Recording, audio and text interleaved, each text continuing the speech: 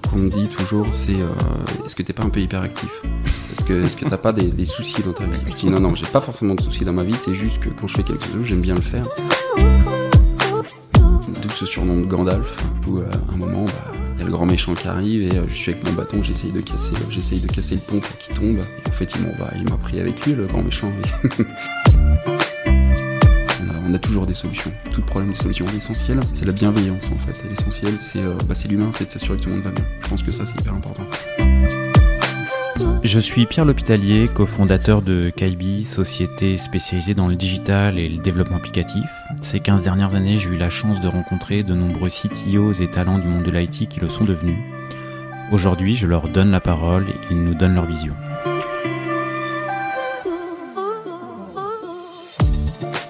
Eh bien, aujourd'hui, je suis avec Sylvain Rivolet, qui est Head of Engineering de Praxedo. Merci Sylvain d'avoir accepté l'invitation. Merci pour l'invitation. C'est avec plaisir et je pense que ça va être un épisode qui va faire plaisir également à d'autres personnes qu'on a en commun. Je leur passe un petit coucou au passage, Alexandre, Mahmoud et puis Mathilde qui montent les podcasts et avec laquelle tu avais travaillé quand tu étais chez BPI. C'est à l'époque où on s'est rencontrés. Et d'ailleurs, ça fait la transition. La BPI, un très très chouette projet dont tu peux peut-être nous parler. J'ai intégré en 2017-2018 BPI France pour intervenir en tant que Scrum Master sur la banque en ligne. À l'époque, ça s'appelait Bell. Donc BPI France en ligne, qui à terme est devenue en fait cette fameuse banque en ligne.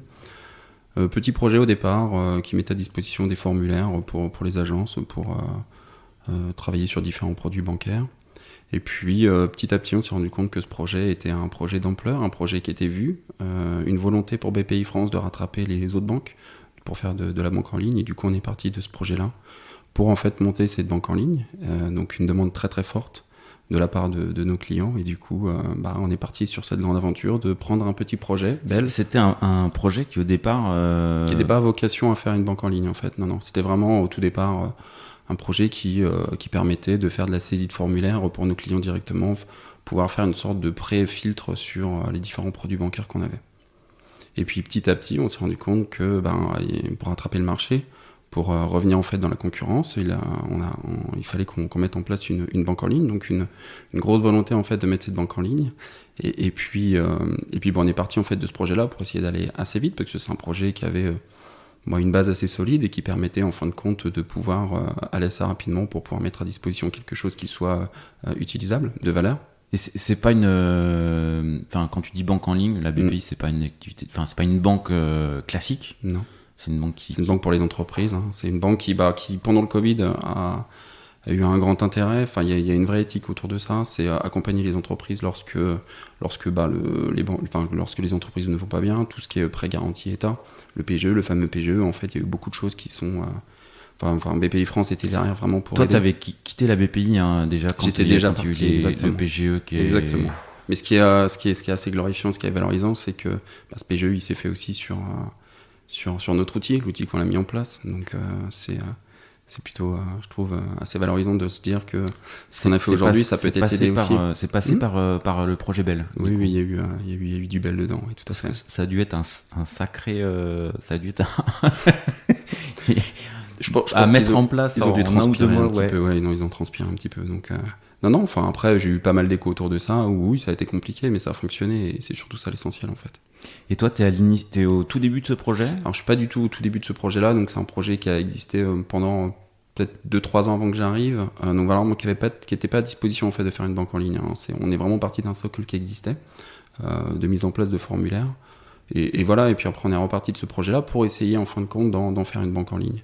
Donc ça n'a pas été forcément si simple que ça. On s'est posé beaucoup de questions sur est-ce que c'est une architecture qui est viable, est-ce qu'il faut qu'on reparte de zéro, mais fallait qu'on avance. Donc du coup, on a fait confiance en nos architectes et on est parti de ça pour y aller.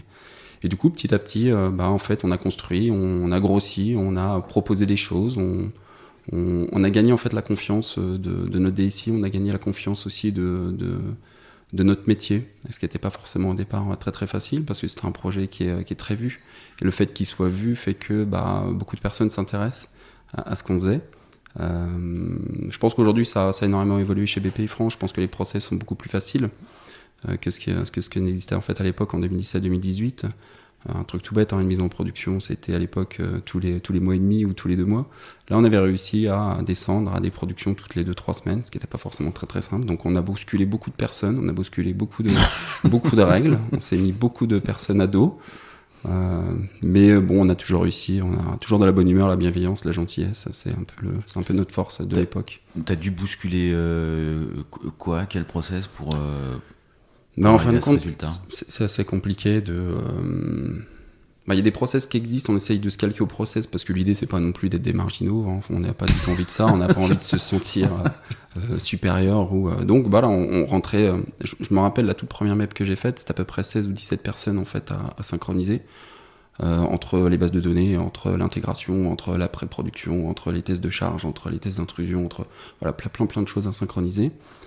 Et je pense qu'on a aidé en fait à faire évoluer un petit peu les mœurs et de dire en fait on peut y arriver, c'est pas on peut accélérer les choses, on peut aller plus vite, on peut faire des livraisons beaucoup plus régulières. Et du coup on a aidé à ça. Alors c'est sûr que nous c'était plus facile parce que c'était un petit projet en fait chez BPI France, c'est plus compliqué pour d'autres plus gros projets. Donc voilà, et je pense que là où on aurait pu je pense qu'on aurait pu aider en fait BPI France sur pas mal de choses, c'était peut-être par un certain moment prendre parti de j'essaie de reformuler ça pour réussir à ça. Rester assez correct, mais à un moment je pense qu'on a été trop vu, on a essayé de faire avancer les choses, on a essayé d'aller trop vite, et du coup je pense qu'à la place de se dire tout simplement faut qu'on avance, je pense qu'on aurait dû prendre un petit peu plus de recul et peut-être aussi essayer de comprendre les autres équipes qui étaient autour de nous et peut-être aller plus ensemble en fait et pas forcément ne voir que notre petite église. Et c'était un peu ça le regret aujourd'hui que j'aurais pu avoir chez BPI France. Mais t'as bousculé un peu trop fort. Je pense qu'on a bousculé un peu trop et je pense qu'on s'est mis pas mal de personnes à dos alors que je pense qu'on aurait pu y aller tous ensemble, ça aurait été quand même beaucoup plus facile à mon sens. Donc voilà, donc on a construit cette banque en ligne. Quand je suis parti, c'était pas encore complètement une banque en ligne, on était un peu sur la fin de cette grosse mise en production. Hein. Mais en tout cas, on a grossi, on a réussi. Je crois qu'à la finalité, on était une vingtaine en fait sur le projet, alors qu'au départ, on était 5. Donc j'ai toujours continué à être Scrum Master. J'étais accompagné d'un manager qui était très très bien, qui venait en fait d'autres sociétés qui comprenaient très bien ce que c'était que l'agilité, et du coup en fait on a insufflé tous les deux, on était un vrai binôme et on a réussi à faire des choses. On a participé au recrutement, c'est là qu'on s'est rencontrés. Ouais. Et des recrutements un petit peu atypiques, je pense. C'était pas forcément toujours. On cherchait principalement le profil, donc les compétences c'était important, mais on se disait que si on a des bonnes personnes, des bons tech leads, des bons architectes, logiquement en fait c'est facile de prendre des personnes même juniors. Et c'est possible aussi de faire monter les gens de compétences. Donc ce qui était important pour nous, c'était surtout le profil. Et on a recruté des bons profils. D'ailleurs, de chez toi, c'était très sympa. C'est bien. Je te remercie. On s'est bien marré. Ils se reconnaîtront. Oui. Et puis d'ailleurs, on les a cités. On les a cités au tout début, c'est vrai. Enfin voilà, donc du coup. Tu vois, je pense que, quand je dis que ça leur fera plaisir, je pense que moi, ce que je me suis dit quand on s'est rencontrés, je me suis dit, mais en fait, quelle énergie il met dans les entretiens. Alors, je sais pas si. Je l'ai toujours. Tu l'as toujours, mais est-ce que tu mets la même énergie, tu l'as au quotidien, dans les équipes, dans les projets moi, quand on nous voit un entretien, on se dit, ça doit être cool de bosser avec Sylvain, quoi. Bon, c'est un peu le retour que j'ai. Alors après, j'aime pas trop forcément parler de moi, c'est pas trop mon truc, mais en tout cas, le premier truc qu'on me dit toujours, c'est est-ce que t'es pas un peu hyperactif ? Est-ce que t'as pas des soucis dans ta vie ? Je dis non, j'ai pas forcément de soucis dans ma vie, c'est juste que quand je fais quelque chose, j'aime bien le faire. Et ce qui est important pour moi, en fait, c'est les gens autour de moi. C'est-à-dire qu'en gros, je me plains pas beaucoup, j'aime pas forcément me plaindre, et du coup, j'essaye de tout faire en sorte pour que ça se passe bien. Donc cette énergie, en fait, elle a un but, un premier, c'est que tout le monde en fait soit bien, en fait, et je trouve que c'est important. Dans un entretien, l'énergie, elle est importante parce que ça montre aussi notre volonté, ça montre aussi ce qu'on peut apporter en fait à la personne qui va venir chez nous. Alors aujourd'hui, chez Praxedo, c'est ce qu'on essaye de faire et c'est ce qu'on fait. On met une énergie au quotidien, en fait. On est tous. Alors, il n'y a pas forcément beaucoup de prestataires, de consultants, voire même pas du tout, très très peu. Donc du coup, c'est encore plus facile parce que c'est vraiment des personnes qui sont très très investies dans la société et c'est des personnes avec qui on est au quotidien. Et cette énergie, en fait, elle est bonne, elle est présente, elle est importante. Mais il y a énergie et énergie, en fait. L'énergie que je pouvais mettre chez BPI France, c'était une énergie qui, je pense, était un petit peu auto-centré sur mon équipe, alors qu'aujourd'hui, chez Praxedo, c'est une énergie qui n'est pas forcément auto-centrée sur mon équipe, mais auto-centrée sur la société. Et c'est un peu... Qui diffuse, quoi. Qui diffuse, qui infuse et qui diffuse, et c'est hyper important, là. Et du coup, chez BPI France, toi, si je devais le refaire, je le ferais un petit peu différemment dans ces cas-là. C'est-à-dire que, oui, bon, je pense qu'on a des torts partagés. Sur la fin, ça s'est pas forcément très très bien passé parce que on était un projet très très vu, un projet qui était devenu quand même assez central pour BPI France. On a eu 2 grosses équipes, donc une DSI qui était dans l'opérationnel et une digitale en fait qui s'est construite en parallèle en même temps que Bell, en fin de compte, une digitale qui s'est créée et qui est venue avec beaucoup d'idées, beaucoup d'envie. Donc ils se sont rapprochés de nous, on s'est rapprochés d'eux. Et puis à un moment, je pense qu'on a sous-estimé un petit peu le pouvoir de la communication. C'était des très très bons communicants, avec beaucoup d'idées. Nous, on avait une DSI qui restait un petit peu quand même sur ses acquis, qui n'a pas forcément voulu se réinventer à ce moment-là. Je pense que maintenant ça a évolué avec tout ce qui s'est passé chez BPI France. Je pense qu'aujourd'hui c'est complètement différent. Donc du coup voilà, on s'est pas forcément très très bien compris avec cette digitale et c'est devenu un petit peu compliqué, un petit peu gênant. Enfin ils ont commencé à ouvrir le capot au moment où on commence à aller très très bien. On ouvre le capot, on regarde comment ça fonctionne et on se rend compte que ça fonctionne pas si mal que ça, mais il faudrait que ça fonctionne mieux. Sauf que on était tiraillés par les process et on avait une digitale qui nous poussait. Voilà, on s'est pas forcément très très bien compris. Et là où vraiment j'ai pas compris, c'est que je me suis pas posé la question de savoir en fait qui décidait à la fin. Et je suis tombé sur des personnes qui décidaient, qui n'allaient pas forcément dans notre sens. Donc du coup, il y a eu des clashs, des conflits. Et du coup voilà, on s'est arrêté là. Et puis c'est ce qui m'a permis aujourd'hui en fait de trouver une société. Donc je suis reparti quand même de chez BPI France avec un petit peu d'amertume parce que c'est une société que j'apprécie énormément, c'est des gens que j'aime beaucoup. Enfin, j'ai fait des très très grandes rencontres. C'est encore des personnes que je vois aujourd'hui. C'était ma toute première mission quand j'ai commencé il y a 14 ans en fait, où j'ai découvert ce que c'était qu'une vraie équipe. Ouais. J'ai commencé chez Oseo à l'époque, ça s'appelait. C'était ma toute première équipe et j'ai rencontré une équipe vraiment... T'es resté combien de temps du coup ?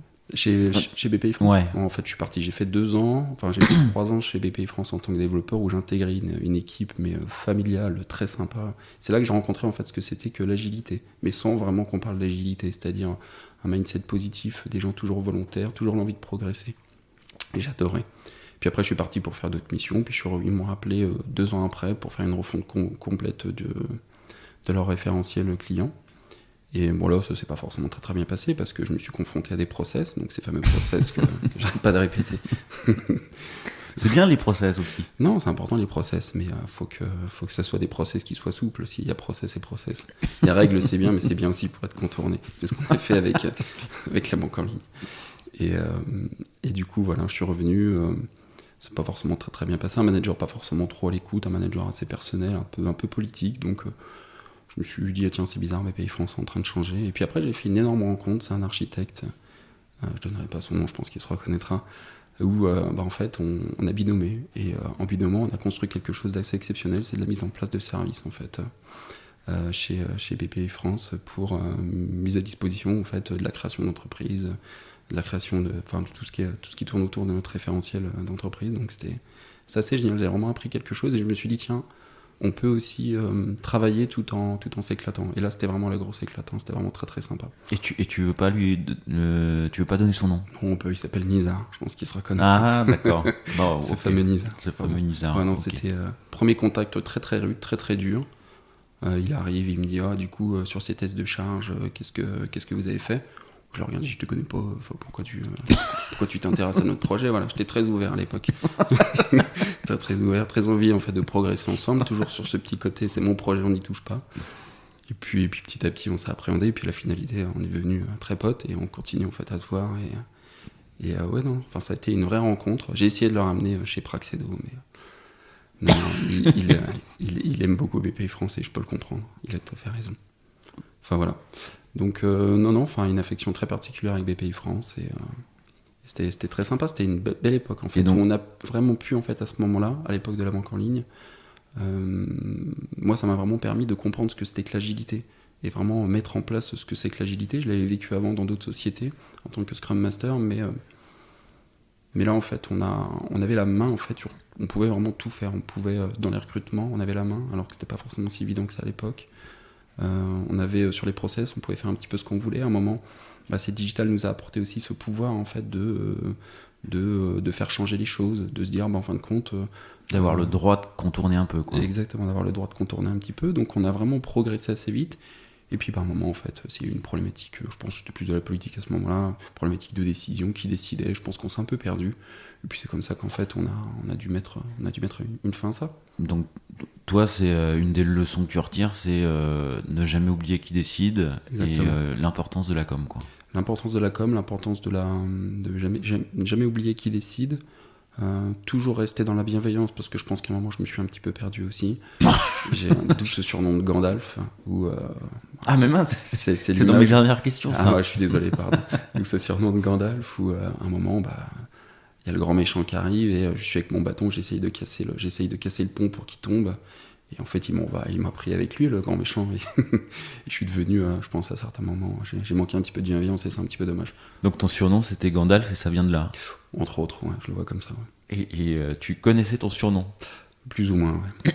J'ai entendu une ou deux fois. Après, il y avait d'autres surnoms, mais si c'était dans tes dernières questions, je vais pas te prendre la parole. Je vais attendre. Ok. Enfin, voilà.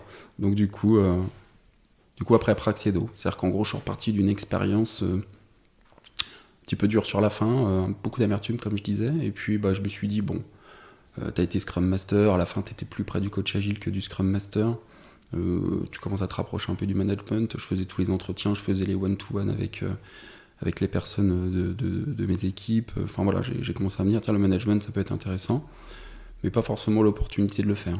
Donc j'étais à l'époque, on disait une SS2I. Donc c'est une ESN, je crois maintenant. Ouais, je suis resté là-dessus, moi. J'ai connu les disquettes, hein, faut pas oublier. Et du coup, voilà, j'étais dans une ESN, pareil, en fait, aussi, quand je suis rentré il y a 14 ans, j'ai toujours resté dans cette ESN pendant à peu près, on va dire, 11 ans, 12 ans. Donc très, très, très familial. Et du coup, très sympa. Bon, après, c'est comme tout, au bout d'11 ans dans une société, on se dit, il faut qu'on se réinvente un petit peu. Des missions plus compliquées à trouver, j'étais peut-être un peu plus exigeant aussi. Et du coup, je me suis dit, en fin de compte, t'es quelqu'un qui essaye toujours de pousser l'agilité, qui essaye toujours de mettre en œuvre cette agilité. Mais tu restes chez tes clients 2 ans et demi, donc généralement l'agilité, ça prend toujours un petit peu plus de temps vraiment à éclore. Donc je mettais toujours les graines, mais je voyais jamais forcément les fruits. Et du coup, je me suis dit, écoute, reviens sur ton métier premier qui est Scrum Master, continue, reprends une petite équipe chez un client final, en fin de compte, en interne, dans une société. Et donc là, c'était dans l'optique de te projeter sur le long terme. C'est ça, exactement. Et du coup, c'est pour ça que j'ai été contacté par Praxedo, en fait, qui est un leader aujourd'hui dans le domaine de la gestion d'intervention pour les techniciens. Donc leader en France, avec une volonté à 3-5 ans de devenir leader à l'international.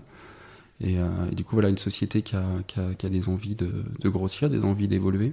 Intervention des techniciens, n'importe quel technicien Oui, ça peut être n'importe quel type de technicien, n'importe quel type d'intervention. On peut prendre l'exemple d'une personne qui viendrait poser la fibre optique chez toi. Voilà, donc on va s'occuper vraiment de tout le cycle de vie en fait, du technicien, que ce soit de la planification, de l'optimisation, jusqu'à l'application mobile qui permet aux techniciens de prendre des photos sur chantier, d'aller sur chantier, d'optimiser les temps de parcours. Enfin voilà, on est vraiment sur tout ce qui est cycle de vie du technicien. Donc voilà. Et du coup, j'ai été contacté. Alors, au départ, le produit en lui-même, je venais du monde bancaire principalement. J'ai fait aussi le Conseil supérieur du notariat. On n'en parlera pas. C'était une expérience aussi très enrichissante. Et du coup, voilà, produit en lui-même, je regardais, c'était assez appliqué. Je me dis, tiens, c'est bizarre. C'est sympa, ça change un peu des banques. Voilà. Et donc, je suis parti là-bas en tant que Scrum Master. Donc, c'est une société qui passe à l'agilité il y a maintenant, sur les chiffres, je suis peut-être pas très bon, je dirais il y a 5-7 ans, mais très by the book, assez théorique. Et ils m'ont demandé d'intervenir en interne, en tant que Scrum Master, d'essayer de ramener un peu ce côté un peu pratique que j'ai eu pendant mes expériences. Et voilà, et là j'ai découvert en fait... Quand tu dis que c'était de l'agilité by the book, ça veut dire que c'était mature et bien appliqué? C'était assez mature, ouais, alors c'était assez mature. Le mindset était là principalement. Après sur les méthodes, c'est un petit peu différent, où en fait chacun a un peu sa vision de l'agilité, mais Moi, je trouve que le Scrum Master tournant dans une équipe, pour un développeur, c'est pas forcément la meilleure des choses, parce que je pense que c'est un rôle à part entière et qu'il faut qu'il y ait une personne qui le fasse. Donc, je pense que c'est important. Par exemple, il y avait ça, où la volonté à certains moments de mesurer la performance au travers du nombre de story points livrés, des choses comme ça.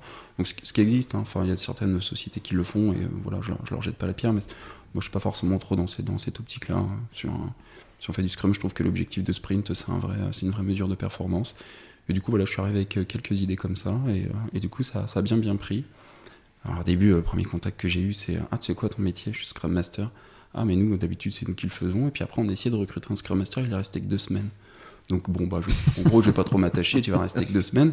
Donc c'était la première approche assez sympa. Et j'ai croisé aussi une personne chez Praxedo qui me dit ah bah attends, je te connais, tu m'as fait passer un entretien sur la banque en ligne en fait chez BPI France, tu m'as pas accepté.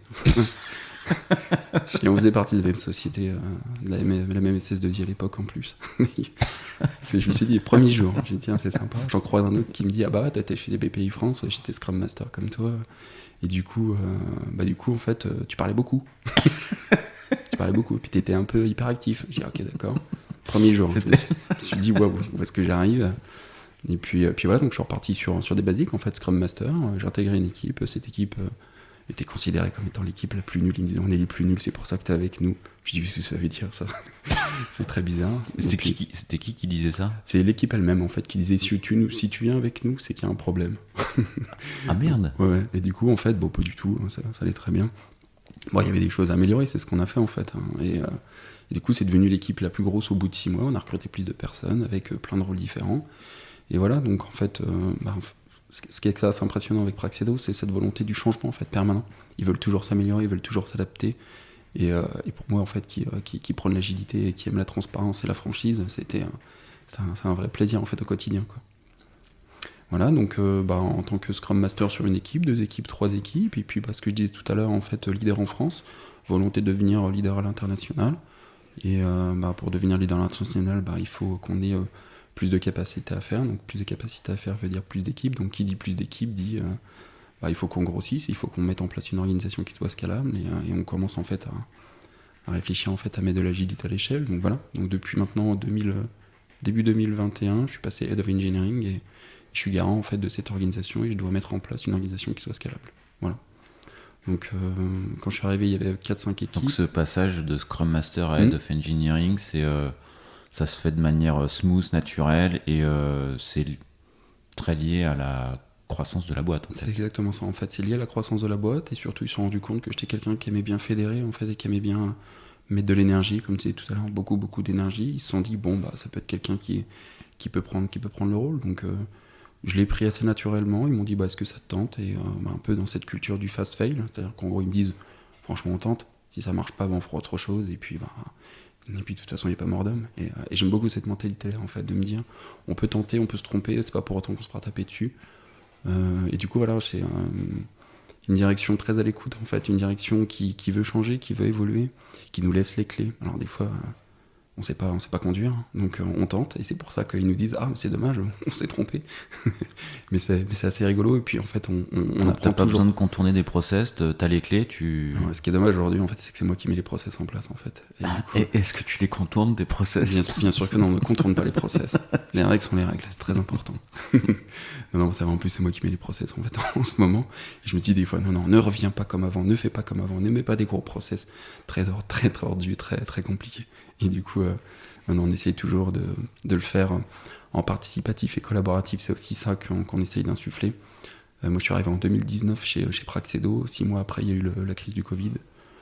Pour un Scrum Master, être tout le temps en remote, c'est pas toujours évident pour savoir comment vont ces équipes. Et puis c'est le moment, en fait, on a discuté avec le CTO, j'ai discuté avec mon manager, on s'est posé ces questions-là, on s'est dit en fait, est-ce qu'il ne faudrait pas tout simplement maintenant qu'on commence à se réinventer un petit peu? On a la volonté de grossir. Là, on a l'opportunité pendant le Covid d'avoir une baisse de régime en termes d'activité. Et du coup, en fait, on a essayé de travailler sur 3-4 gros sujets. Elle est incroyable ta phrase, parce que on a l'opportunité pendant le Covid d'avoir moins de business. C'est exactement ça en fait. C'est une opportunité plus organisationnelle, plus qu'il y a eu C'est une période assez compliquée, assez triste pour beaucoup de personnes. Parce pour que beaucoup de monde. chaque crise est une opportunité. Tu peux le transformer en. Oui, exactement. C'est un peu toujours dans l'idée du fast-fail, en fin de compte, hein, où on se dit, là, on a une problématique, on essaye d'en faire une opportunité. Et l'opportunité, c'était, vu qu'on avait un petit peu moins d'activité, voire même beaucoup moins d'activité, c'est de se réorganiser, en fait, dans cette volonté, en fait, de grossir, de se dire, on veut grossir, comment est-ce qu'on va y arriver ? On a des problématiques, comment est-ce qu'on peut les résoudre ? Et à la place que ça sorte de trois têtes, c'est-à-dire que moi je crois que j'ai jamais rien inventé en fait dans ma vie, hein. J'ai toujours écouté les gens, j'ai toujours centralisé ce qu'ils m'ont dit, j'ai toujours essayé de capitaliser sur ce qu'ils m'ont dit, c'est ce qui m'a donné des idées. Donc on a écouté en fait tous les développeurs, toutes les personnes qui étaient sur les projets et on a construit ensemble cette organisation. Des problématiques de management de proximité, donc on s'est dit il nous faut un manager de proximité. Des problématiques, une prod qui n'était pas forcément une prod qui était stable, mais qui demandait en fait beaucoup d'énergie à nos équipes. Donc on s'est dit en fait il faut qu'on essaye en fait de travailler sur cette prod pour que ça soit moins énergivore en fait. La volonté de se dire en fin de compte aujourd'hui chez Praxedo il y avait qu'une seule fiche de poste, c'était je suis développeur senior et voilà ça s'arrêtait là. Donc essayer vraiment de multiplier les fiches de poste et de se dire tout simplement en fait dans quelle peut être mon évolution en fait. Je commence développeur, mais où est-ce que je vais ? Il n'y avait pas forcément cette vision-là. Et aujourd'hui ? Aujourd'hui, 2 ans après, c'est complètement différent. Aujourd'hui, on est passé de 5 équipes à 9 équipes. On sait qu'une équipe agile aujourd'hui, en fait, c'est un product owner, c'est un engineering manager, c'est un tech lead, c'est des développeurs, c'est un QA, ce qui n'était pas forcément au départ, ce qui est très littérature, hein, qui est très théorique, mais c'est pas forcément toujours facile en fait à mettre en œuvre. Et du coup, on a pris parti pendant cette période un peu compliquée de se dire il faut qu'on se réinvente, et du coup on se réinvente au travers d'un rôle qui est assez central maintenant aujourd'hui dans nos équipes de dev, c'est l'engineering manager. Moi aussi qui suis Scrum Master, je m'étais toujours dit un manager dans une équipe, ça va devenir compliqué, mais au fil du temps, au fil des années, je me suis rendu compte que le management de proximité c'était très très important, et du coup cet engineering manager il a 2 rôles. Le premier c'est Scrum Master, s'assurer que les équipes fonctionnent, que la méthode Scrum est bien appliquée. Et puis le rôle manager, c'est un suivi très très proche en fait, de nos collaborateurs au travers des one-to-one toutes les 2 semaines ou toutes les 3 semaines en fonction des envies de chacun pour s'assurer que tout va bien en fait. Donc c'est pas un manager de décision, c'est pas une personne qui prend les décisions parce que dans nos équipes, chaque rôle en fait est important et a ses propres responsabilités. Le product owner c'est le produit, c'est la valeur. Le tech lead c'est s'assurer de la qualité du code. Les développeurs c'est de développer en fait cette valeur qui est poussée et priorisée par notre product owner. C'est de QA, c'est de s'assurer de la zéro régression, s'assurer des zéro bugs, s'assurer qu'on amène de la qualité en termes de produits. Et du coup, en fait, ce manager, il est là pour s'assurer que tout le monde va bien, pour s'assurer que ça roule bien, et s'assurer en fait du chemin de carrière. C'est-à-dire qu'aujourd'hui, je trouve que c'est une grosse opportunité. On peut avoir des engineering managers qui ont 4 ans d'expérience, donc des managers qui ont 4 ans, donc qui ont fait dev, mais en fait, on leur a fait confiance et on les fait grandir. On les fait grandir avec nous, et je trouve que ça, c'est quelque chose qui fait que tous les EM ont cette double casquette Tous les EM ont cette double casquette. Donc on a recruté notre tout premier engineering manager en décembre 2020. Donc si on prend la littérature de l'engineering manager, donc c'est en gros un tech lead, en gros plus qui fait du management et qui est capable de challenger nos architectes sur des solutions. En fait, on s'est rendu compte que c'était peut-être pas forcément nécessaire chez nous. On n'a pas besoin de cette personne-là qui soit aussi capée techniquement. Ce qu'on a besoin principalement, c'est une personne qui s'assure que nos équipes restent efficaces. Donc avec ce côté Scrum Master et ce côté, je veux que mes équipes vont bien, je veux qu'il n'y ait pas de conflit dans les équipes, je veux m'assurer de ce chemin de carrière. Donc il nous fallait juste un manager à côté. Et du coup, on s'est dit, allez, on mixe ce rôle-là, et en fait, ça sera ça notre engineering manager. Donc on a recruté une personne de l'extérieur qui nous a aidé en fait à mettre en place ce premier rôle. Donc c'est Nathan. Et puis après, on a fait grandir deux personnes de chez Praxedo, 2 développeurs, un manager. Donc ça a été une découverte totale, mais comme on s'est dit, même principe que pour moi pour Head of Engineering, je les ai regardés. Je leur ai dit, on tente, on verra bien, on n'envoie pas des fusées sur la Lune, c'est souvent une phrase que je dis, on sauve pas des vies non plus. Donc on tente. Merde, c'est encore une de mes questions finales, c'est quoi les phrases qui t'accompagnent ? Ah mince, j'en ai d'autres. Et du coup, en fait, on se fait confiance et je leur dis on les accompagne. Et de toute façon, si on n'y arrive pas, on trouvera des solutions. C'est pas on a toujours des solutions. Tout problème, des solutions. L'essentiel, c'est la bienveillance en fait. Et l'essentiel, c'est l'humain, c'est de s'assurer que tout le monde va bien. Je pense que ça, c'est hyper important. C'est vraiment les valeurs qu'il faut qu'on pousse en fait. Et c'est à qui de s'occuper de ça ? Je pense que ça, chacun en fait. Ça, chacun. C'est-à-dire qu'en gros, le VM, c'est le moteur, c'est le cœur en fait de l'équipe. Et derrière, en fait, une fois que cet EM a bien réussi à infuser et à insuffler en fait cette envie, a bien réussi à insuffler le fait qu'il faut rester bienveillant dans la team et qu'on est là tous ensemble pour aller de l'avant, qu'on n'est qu'une seule société en fait, on n'est pas qu'une équipe, on est une société. En fait, cet EM il va passer sur une deuxième équipe et puis après ça tournera comme ça. Et voilà, en gros l'idée c'est de montrer la voie en fait et de s'assurer que tout le monde va bien, c'est hyper important. Et sur l'évolution de l'orga, il y a des grosses étapes là que tu dégages sur les à venir ou ce qui s'est déjà passé. Ce qui est important en fait là, une des grosses étapes qu'on a eues, c'est mettre en place ce rôle en fait qui est assez central dans nos équipes, c'est s'assurer que toutes les équipes vont bien, donc ça c'est hyper important. Donc on peut construire d'autres équipes à côté, donc on s'assure que les autres équipes vont bien au travers des EM, donc ça c'était une première étape. La deuxième étape qu'on a pu mettre en place, c'est comment est-ce qu'on va gérer en fait notre production. On n'est pas une grosse société comme on peut l'avoir en banque, il n'y a rien qui est siloté, c'est-à-dire que c'est nos devs qui s'occupent de créer de la valeur mais qui s'occupent aussi de gérer notre production. La façon dont ça fonctionnait avant, qui fonctionnait très très bien, c'était tous les sprints, tous les 2-3 sprints, je viens accompagner mon support, tous les 2-3 sprints, je viens faire de la prod, je m'assure que la prod va bien, je supervise, je monitor. On s'est rendu compte en fait que ça fatiguait un petit peu, puis une des règles quand même de Scrum, c'est de rester focus. Donc là en fait toutes les 2-3 sprints en fait étaient un petit peu hors focus par rapport à la valeur que tu dois délivrer. Et donc c'était un petit peu compliqué. Donc c'est au moment où pendant la crise du Covid où on s'est posé, on s'est dit mais cette prod comment est-ce qu'on peut mieux la gérer. En fin de compte on a revu un petit peu les choses et on s'est dit sur les 2 prochaines années ce qu'on peut essayer de faire c'est avoir une équipe qui gère vraiment que la prod mais pas forcément tout le temps les mêmes personnes. Donc on fait en fait toutes les semaines on extrait des personnes, donc des compétences d'équipe pour venir constituer en fait cette équipe qui s'occupe du run, qui s'occupe de la prod. Et du coup, on s'est rendu compte d'un seul coup que notre prod était mieux suivie, beaucoup plus claire, beaucoup plus facile, moins dans le stress parce qu'on était sur les sprints de 2 semaines à l'époque. On extrait des personnes toutes les semaines. Mm-hmm. Les gens lèvent le doigt ou quelqu'un décide ou c'est il y a un cycle tournant bien identifié. Comment ça se passe? Ce qui est assez bien, c'est qu'on l'a construit tous ensemble, donc les développeurs sont vraiment moteurs aussi sur la chose. Donc à l'époque, dans le Fast File, j'avais mis à disposition un planning où les gens venaient directement se mettre en fait, moi je ferai cette semaine-là, moi je ferai cette semaine-là.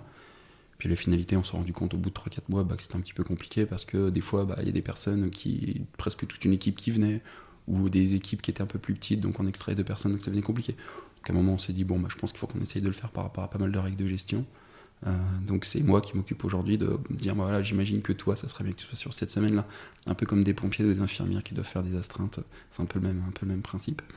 Et du coup, ça fonctionne plutôt pas mal. On a une prod aujourd'hui qui est vraiment de qualité et c'est vraiment tip top.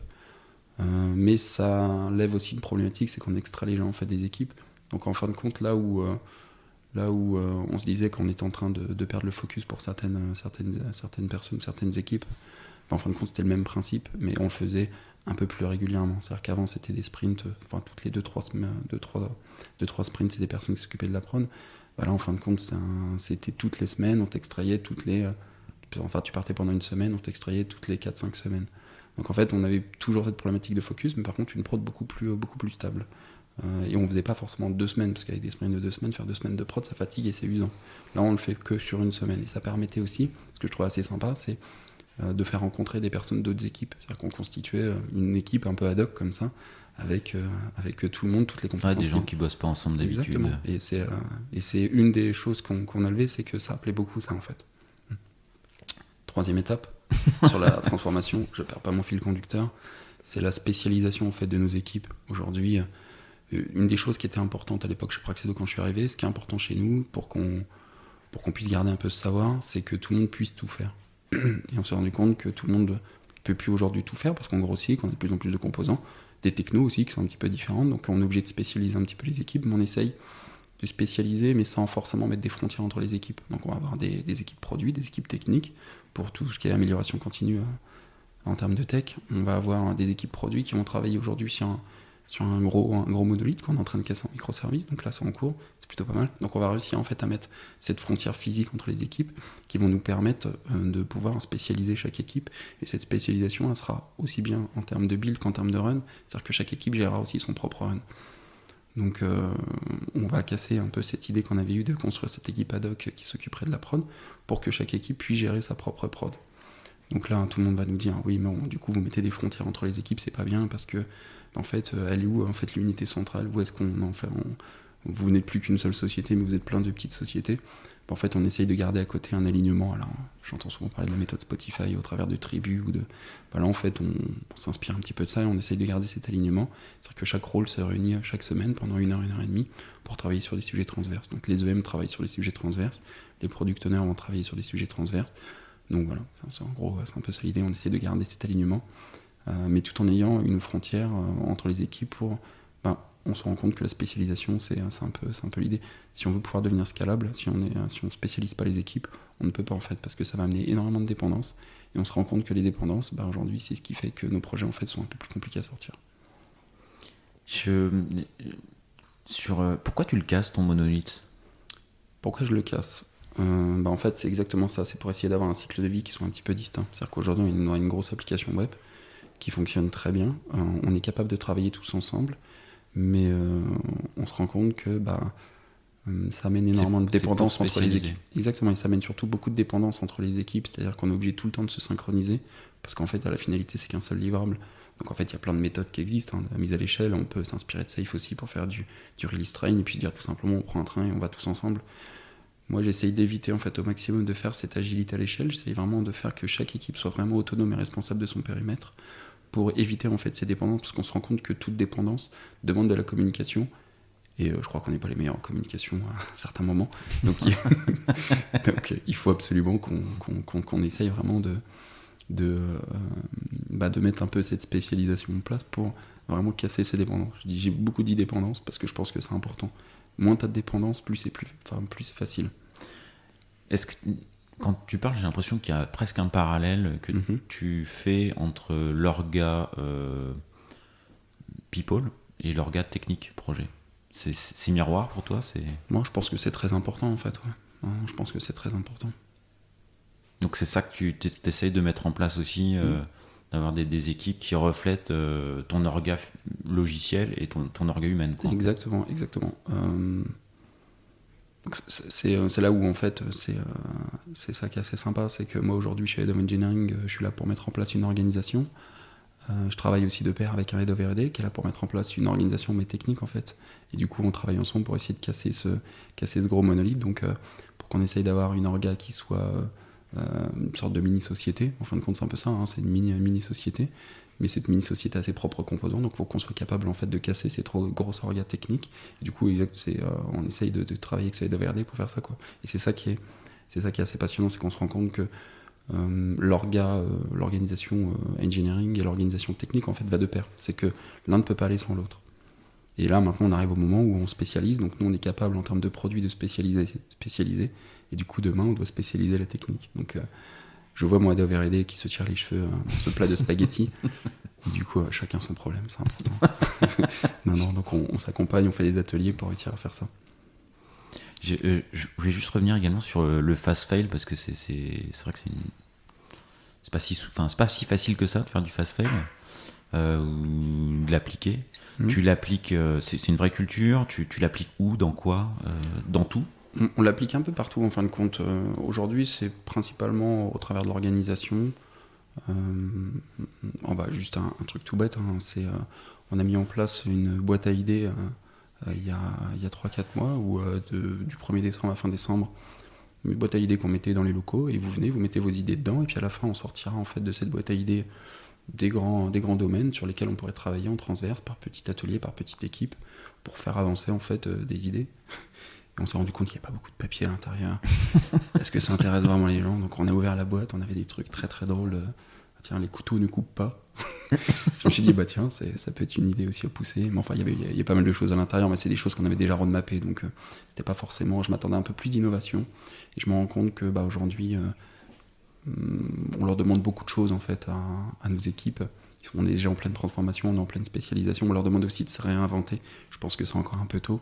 Et du coup, là-dessus, le fast fail, on n'essaye pas forcément de pousser un maximum. Moi, j'ai plein d'idées en fait, j'essaye de pousser plein de choses, mais je pense que c'est encore un peu tôt et que ça viendra au fil du temps, quoi. Et c'est un peu ça l'idée. Comme on avait mis aussi à un moment une notion d'amélioration continue, on fait tout le temps de l'amélioration continue, donc on avait construit ce qu'on appelle la communauté de l'amélioration continue. Bon, il n'y avait pas de nain, où il n'y avait pas Gandalf, mais il y a quand même Gandalf qui traîne toujours par là. Mais en tout cas, voilà, on s'est rendu compte que ça marchait pas forcément, parce que les personnes, on leur demande de faire du run, on leur demande d'être dans la veille techno, on leur demande d'être performants pendant leur sprint. En fait, on leur demande beaucoup de choses. Et du coup, je pense qu'il faut qu'on y aille étape par étape, et c'est toujours pareil en fait. Moi, je pousse beaucoup l'amélioration continue, mais cette amélioration continue aujourd'hui, c'est vraiment notre ADN, parce que c'est quelque chose qu'on veut. Mais le management le veut, les équipes de dev c'est encore un petit peu compliqué, je pense que c'est juste encore un petit peu trop tôt à mon sens. Mais ça va bien. Une autre idée du fast fail. Niveau du recrutement? Au niveau du recrutement, j'applique un peu la même méthode que ce que j'avais pu faire chez BPI France. Hein. Enfin, je trouvais qu'on avait recruté des personnes de qualité. Là c'est un petit peu différent parce que chez Praxedo on recrute principalement les profils, beaucoup de profils, enfin on veut surtout du profil plus que des compétences, alors que chez BPI France on recrutait beaucoup de consultants, donc on recrute profil et compétences. Donc là moi j'axe vraiment mon entretien autour du profil.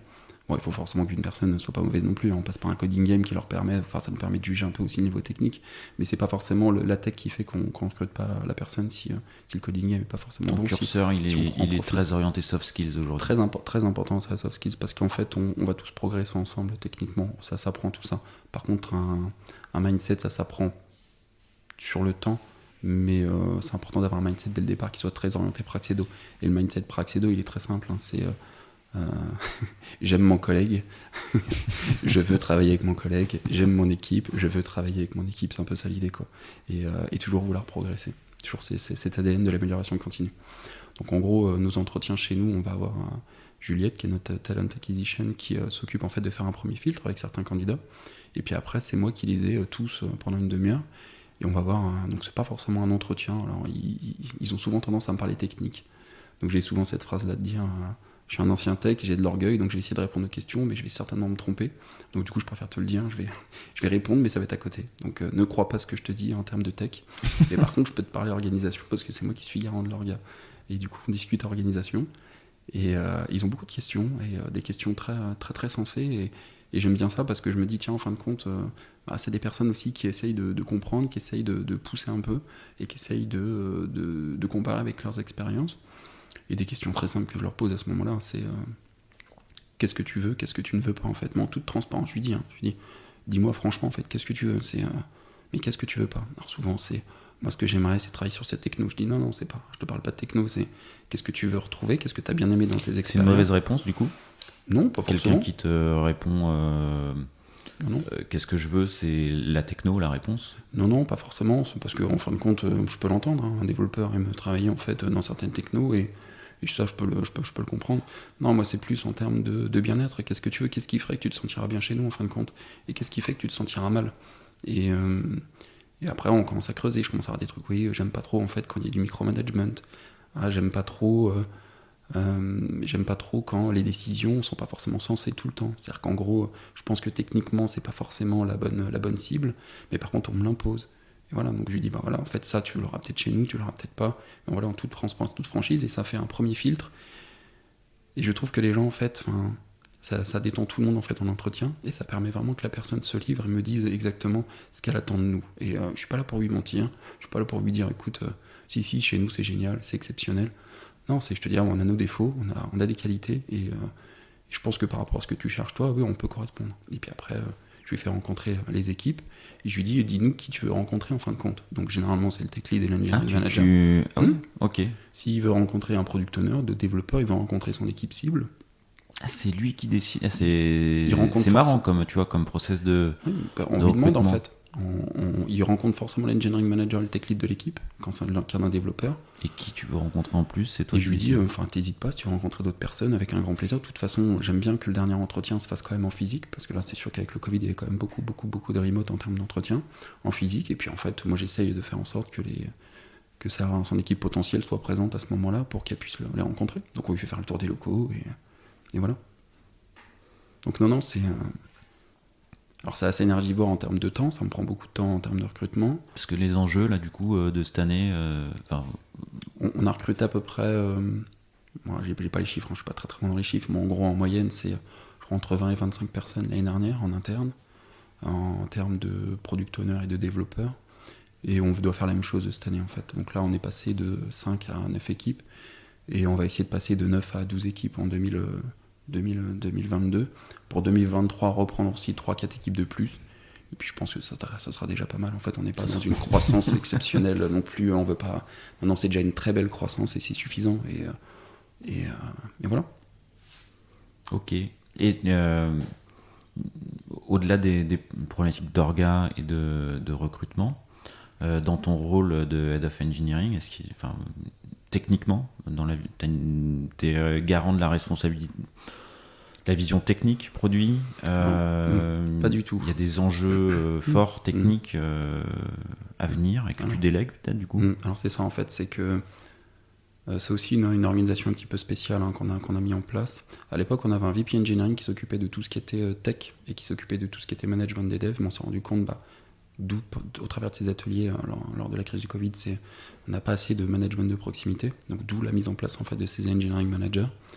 Donc ces personnes-là géraient très bien la tech, mais avaient beaucoup plus de mal en fait, en termes de suivi managérial. Donc on s'est dit, en fin de compte, comme dans une équipe Scrum, il y a des compétences, il y a des responsabilités. Il faut que la responsabilité elle soit partagée, mais sur des têtes en fin de compte. Donc on va avoir un Head of R&D qui va s'occuper de la tech, qui a cette vision de cette roadmap, qui lui va dessiner en fait notre architecture à 3-5 ans. Donc c'est lui qui s'occupe du plat de spaghetti, tout ça. Exactement, c'est lui qui tire un spaghetti un peu à la... C'était La Belle et le Clochard, je crois. Je sais pas si c'était la référence Disney. Mais je suis assez vieux pour l'avoir. C'est vrai. Ouais. À la fin, je ferai pas un bisou, si t'as la référence. Mais en tout cas, voilà, donc cet Head of R&D est responsable de la tech. C'est vraiment sa responsabilité, mais il n'est pas manager. Donc il gère pas des gens, mais il va gérer vraiment la tech. On va avoir un Head of SRE, donc c'est une personne c'est un rôle qu'on met en place là, qui va être garant un peu de la production, en fin de compte, et s'assurer de l'infra. On va avoir un Head of Product qui va s'assurer de la vision de produit. Et on va avoir un Head of Engineering, et moi je m'occupe du management en fait, des personnes et de l'organisation. Donc on a vraiment chacun nos rôles, chacun nos responsabilités, on se rencontre toutes les semaines, on discute de plein de sujets, et notre responsable, c'est Romain, c'est notre VP Product et Développement. Et lui en fait, il vient du produit au départ, et il chapeaute aussi la tech, mais il n'est pas du tout dans le micromanagement, il n'est pas du tout dans qu'est-ce que vous faites, c'est pareil en fait, il est toujours dans cette culture de déléguer, de rendre autonome ses head-off, et de responsabiliser en fait ces head-off. Donc chacun sa responsabilité, et puis on est assez franc, assez transparent, et on va tous dans le même sens, donc rien sous le tapis. On se cache jamais rien, on se dit il y a des problèmes, on essaye de les résoudre. Donc voilà, donc non. Moi côté tech, non. Pas tech, que orga. Pas tech, ça me plaît. que l'orga. Okay. Principalement, exactement. Ok. Ça marche. Et du coup, les challenges de ton... parlons quand même un petit peu. Ton Head of R&D, côté Praxeno, va y avoir des... ça va être quoi les enjeux techniques qu'il va y avoir pour lui, les challenges, les problématiques. Les gros challenges qu'il va avoir en fait sur les 2-3 prochaines années, c'est aujourd'hui on a à peu près 1000 clients chez Praxedo différents, donc 1000 sociétés différentes en fait qui gèrent des techniciens. L'idée en fait c'est qu'on commence à ouvrir une grosse partie en fait en Amérique, donc on essaie de récupérer une grosse part de marché en fait aux États-Unis, et du coup ça veut dire que d'un seul coup on va passer de 1000 clients à beaucoup plus. C'est de réussir en fait à mettre en place cette architecture scalable et résiliente, c'est hyper important. Donc c'est toute cette grosse mécanique de livraison zéro downtime, être capable de pouvoir faire du continuous delivery. Aujourd'hui on est sur des sprints de 2 semaines, on envoie en production toutes les 2 semaines. L'idée à terme c'est qu'on puisse, chaque équipe spécialisée puisse envoyer en production toutes les heures, toutes les 3 heures. Enfin voilà, c'est faire de la scalabilité, c'est faire de la haute dispo, c'est vraiment mettre en place tout ça. Aujourd'hui on l'a, mais à petite échelle, et du coup l'idée c'est vraiment à terme, c'est qu'on soit à grosse échelle, quoi. Et du coup ça passe par des infra cloud. Exactement, en fait. Aujourd'hui on a une infra chez OVH, à terme on se repartira certainement sur une infra cloud, c'est sûr. Et vous aurez ces problématiques de l'hébergement physique des données, du coup, si vous allez chercher des clients en Amérique et autres, est-ce que faut que les données des clients restent là-bas physiquement sur des serveurs là-bas, ou vous avez des problématiques comme ça ou pas? Aujourd'hui on n'a pas forcément toutes ces problématiques là, mais on commence à y réfléchir en fait.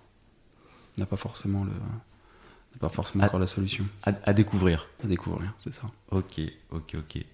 Ça fait comme un entretien en fait. Donc en gros, on va pas trop parler tech. J'ai un orgueil, je vais répondre, mais je suis pas sûr.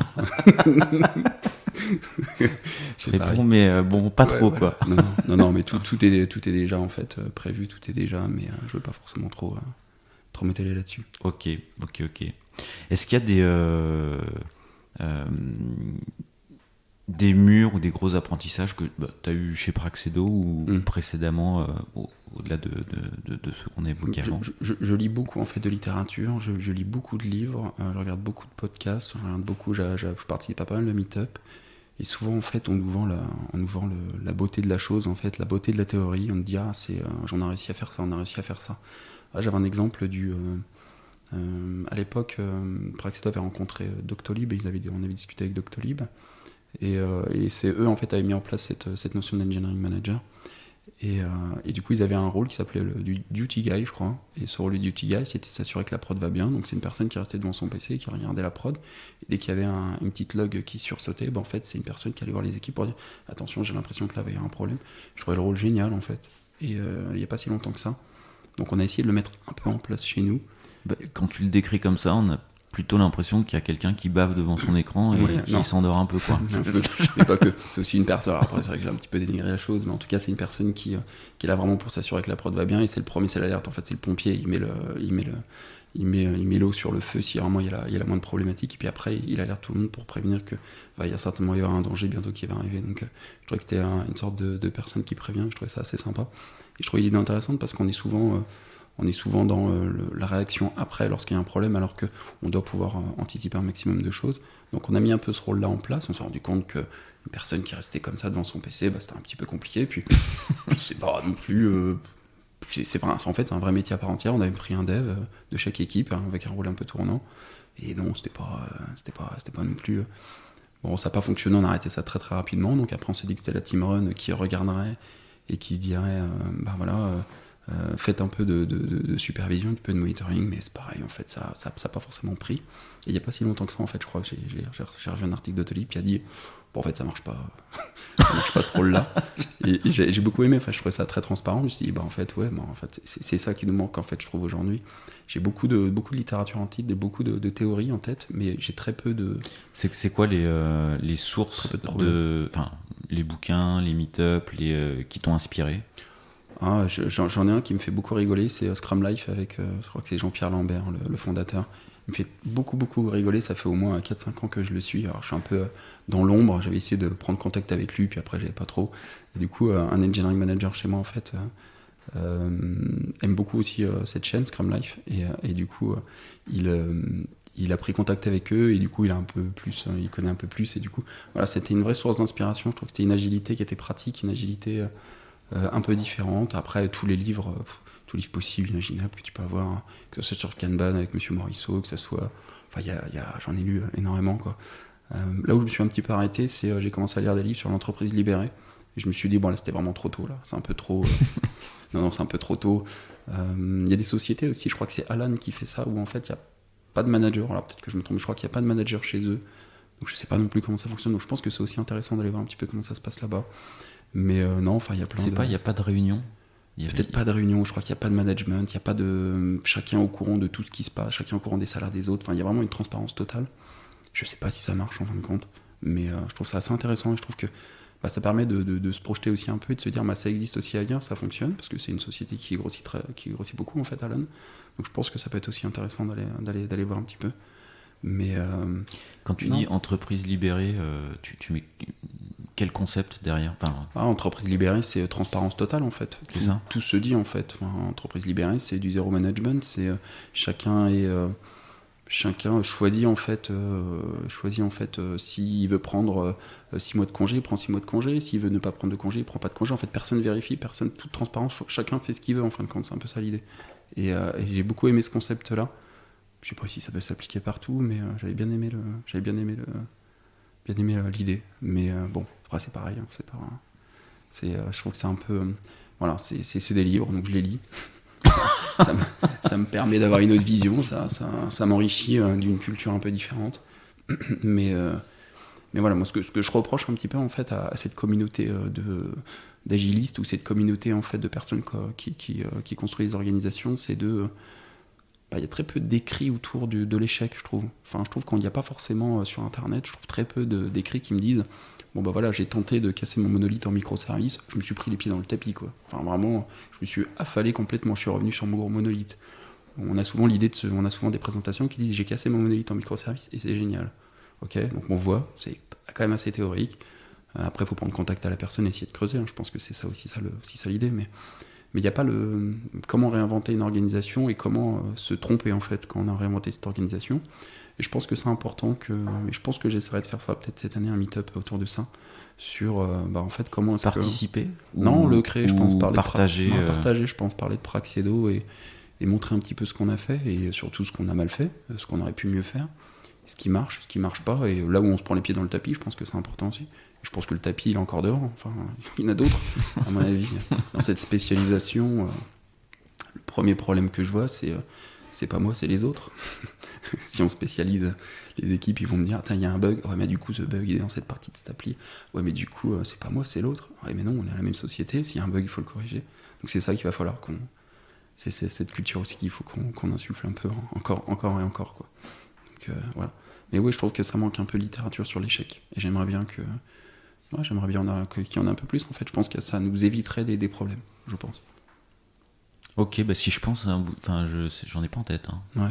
Mais si j'en ai, ça serait bien. Transmettre. Ok, avec grand plaisir. Je te ferai participer au meet-up aussi, si tu veux, si ça t'intéresse. Avec plaisir. On arrive pas loin des questions auxquelles tu as déjà répondu. C'est vrai. Bon, ils se sont pas rappelés, ils vont s'en rappeler. Je sais pas s'ils vont s'en rappeler, mais je vais quand même les reposer, quoi. On sait jamais, tu pourrais avoir des réponses différentes. Okay. Est-ce que tu as un proverbe, une phrase, une devise, ou plusieurs qui t'accompagnent il y a des phrases que je sors assez régulièrement, ouais. Et dans toute ma carrière, j'ai toujours sorti ça. J'en ai 2-3. C'est j'adore ce que tu fais. Chaque fois quand je croise quelqu'un, je lui dis j'adore ce que tu fais, franchement c'est génial. Moi il sait pas trop si je lui fous ta gueule ou pas, mais en tout cas, généralement non, je ne me fous pas d'eux. Généralement je dis vraiment j'adore ce que tu fais. Mais tu ménages l'ambiguïté. Exactement. C'est ça qui est assez drôle, c'est la tête qui fait. Et pour être heureux, en fait, ça tient qu'à soi-même, en fin de compte. C'est nous-mêmes qui nous mettons des barrières, et du coup, si on veut casser ces barrières pour être heureux, faut le faire, en fait. C'est ce que je me dis aussi. C'est peut-être parce que j'ai une belle vie aussi que c'est plus facile à dire. Mais je trouve que le bonheur ne tient qu'à soi. Et puis voilà, c'est déjà pas mal. Une petite troisième. Je l'ai oublié. Je te l'ai dit peut-être tout à l'heure déjà. Ah, tu l'as peut-être dit, mais j'ai dit. Merde, moi-même j'ai oublié. Ouais, moi, voilà. Bon, si t'en as une troisième, on prend, mais entre-temps, est-ce que t'as d'autres surnoms que Gandalf ? Alors j'ai eu Gandalf à l'époque de BPI France. Et j'avais un autre surnom aussi chez BPI France, c'était le hibou. Alors j'ai jamais compris pourquoi, mais petit à petit je commence à comprendre. C'est des yeux bien ronds, bien ouverts qui regardent en fait comme ça pendant les cérémonies Scrum. Lorsque le product owner est en train de présenter une user story en fait, et développeur, je la regardais comme ça avec des grands yeux bien ronds. Ça faisait très hibou. Ou quand j'étais à côté comme ça, donc ça fait un peu la personne qui surveille, mais pas du tout. Je pense que j'ai juste des grands yeux, c'est tout. Donc du coup, il me voit un peu comme un hibou. Et ce qui est assez drôle, c'est que chez Praxedo, j'ai changé de PC au bout de 6 mois. Et l'icône en fait à la session, c'était un hibou. Et du coup, je me suis dit, wow, ça me fait peur, ça me suit. Ça me suit. Du coup, j'ai regardé la personne qui avait mis l'icône, je me dis pourquoi t'as mis ça ? Il me dit non, mais t'as des grands yeux et tu regardes souvent les gens en fait. Et j'ai dit, ah d'accord, ok. Donc ça y est, tu as la genèse. J'ai l'étiquette du hibou, c'est ça. Ok. Pas d'autres ? Non, ça vient pas comme ça. Bon. Non. Est-ce qu'il y a une question que je t'aurais pas posée et que t'aimerais que je te pose ? Non, pas forcément. Je pense qu'on a fait en revue pas mal de choses. Si on résume, c'est comme tu disais en fait en introduction, je crois, c'est toujours comprendre qui décide, toujours bien communiquer, rester dans la bienveillance. Je pense que c'est important et si je trouve ça en fait sur laquelle j'essaye de m'améliorer tous les jours, c'est être bienveillant et s'assurer que tout le monde va bien autour de soi. Je pense que si tout le monde fait ça fera qu'une société va bien, je pense. Ouais. Ça fait un beau mot de la fin ? C'est vrai ? Bon, cool. Je l'avais même préparé, celui-là. C'était pas l'objectif. Non, c'était très bien. Merci beaucoup d'avoir participé et d'arriver à faire cette belle conclusion. Merci à toi. Salut. Salut.